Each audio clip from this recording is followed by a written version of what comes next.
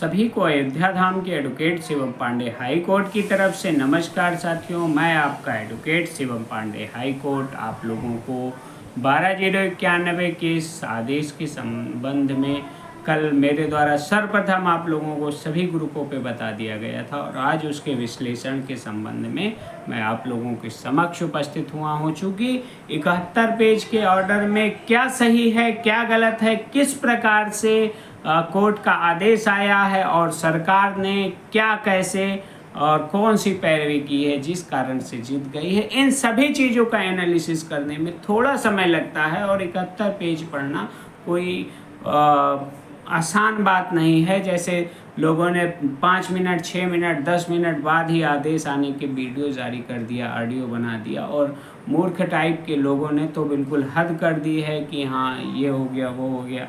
उसमें कुछ ऐसे एक आध वकील हैं जिनको वकालत का वाह भी नहीं आता है, सिर्फ वो जो है हाय याची हाय 12/091 हाय केस बस ऐसे ही करते रहते हैं। उनसे दूर रहकर मैं आप लोगों के लिए एकदम सार्थक पहल के साथ एक अच्छे मनोविश्लेषण के साथ मैं आपके समक्ष उपस्थित हुआ हूँ। ज़्यादा से ज़्यादा वीडियो को शेयर करिएगा जिससे मेरी बातें सभी तक पहुँच चुके, क्योंकि अब हमको सर्वोच्च न्यायालय में एक अच्छी बात रखनी है, एक अच्छी सिलसिले में एक अच्छी कार्यवाही के साथ कार्य करने हैं। क्योंकि अगर अब कार्य नहीं हुआ तो साथियों जो आपकी 7 साल 8 साल की पीड़ा है वो तुरंत ही ध्वस्त हो जाएगी और इसके बाद कोई चांस नहीं मिलेगा। 2016 के बाद यह सुलभ अवसर आया है कि टीटी 2011 के अधिकतम अभ्यर्थियों का चयन हो सके। हम आदेश की प्रकृति, आदेश के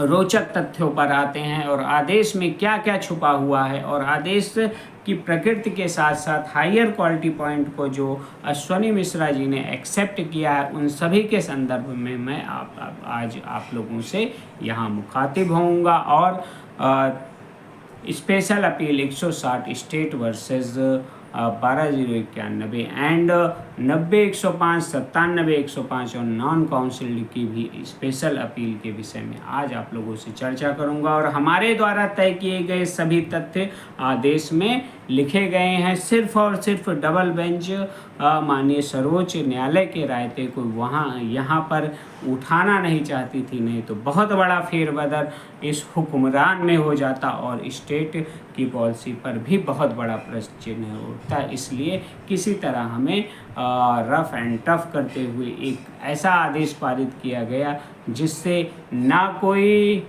स्पष्ट विधिक नीति निकलती है और ना ही उस पर स्पष्टता कुछ भी ऐसा विधिक पॉइंट निकल रहा है जिससे 97-105, 90-105 और 1100 के रिगार्डिंग नॉन काउंसिल्ड को बाहर किया जा सके, उन्हें नौकरी ना दी जा सके।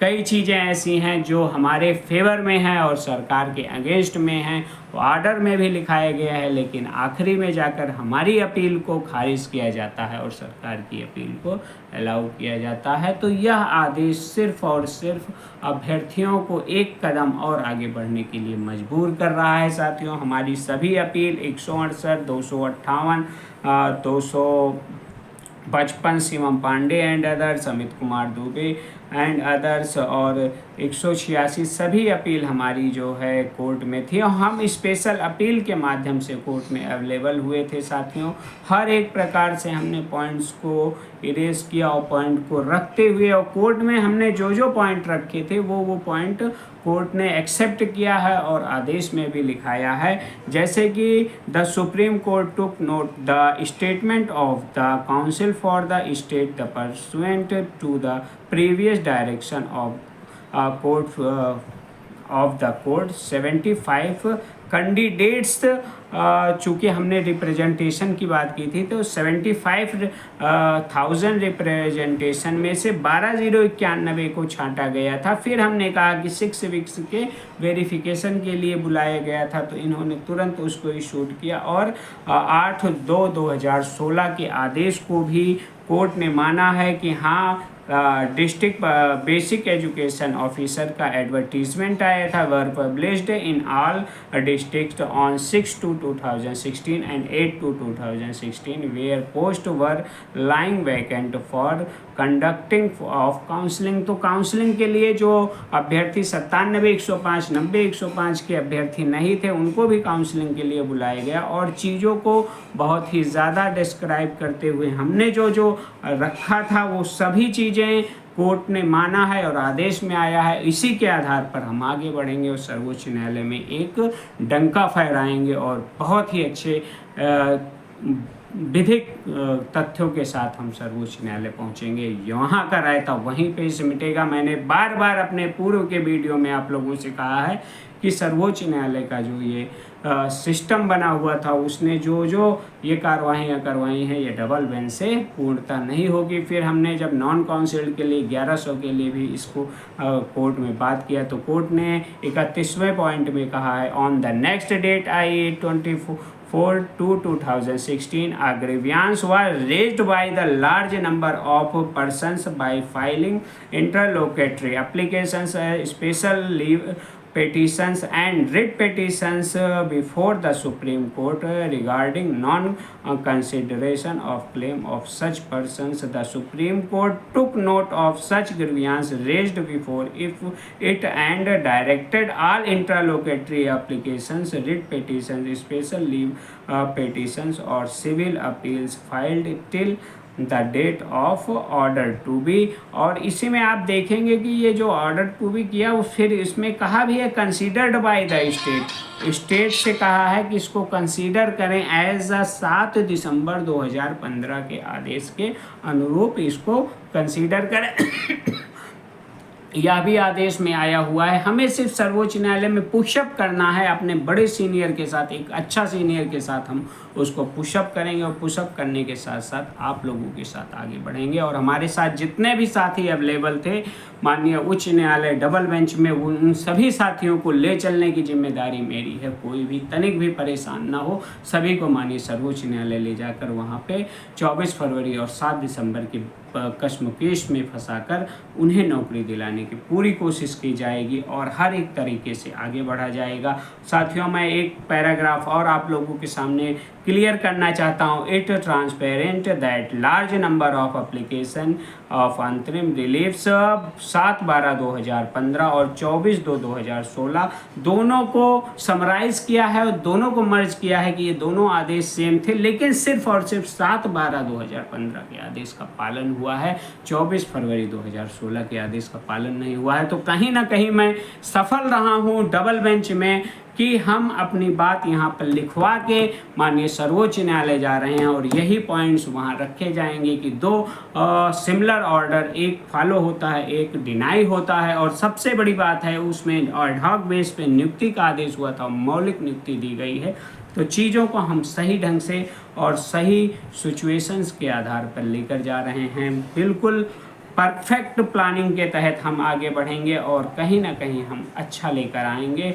इसी के साथ मैं आपको फिर से बता देता हूँ कि पॉइंट्स फिर आगे बढ़ते हैं। चूँकि हमने काउंसिल्ड और नॉन काउंसिल्ड के उसमें एक 2/11/2016 के आदेश के संदर्भ में चर्चा की और उस संदर्भ में हमने स्पष्ट चीज़ों को लिखाया था। और आप ने देखा होगा जब सुनवाई हो रही थी तो हमने आपको बताया था कि 2/11/2015 के ऑर्डर के अनुसार हम जो 97-105, 90-105 है उसके आधार पर एक रूपरेखा तैयार कर रहे हैं। वह भी आदेश में आया हुआ है, उसको आप ध्यान से सुन लीजिए, क्योंकि चीज़ों को सही ढंग से आप लोगों को क्लैरिफाई करने से ही आपका और हम सभी का फ़ायदा होगा और सर्वोच्च न्यायालय से एक नज़ीर रूपी आदेश प्राप्त होगा और 2015 फिर से दोहराया जाएगा और अधिकतम पेटिशनर्स की को ज्वाइनिंग संबंधी कार्यवाही जरूर प्रारंभ होगी। माननीय सर्वोच्च न्यायालय से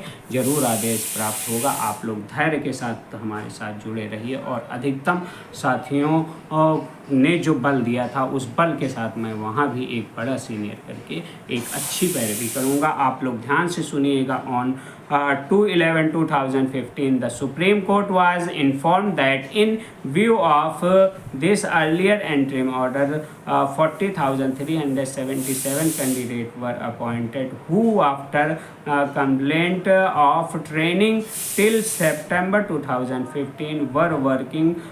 15,058 candidates were undergoing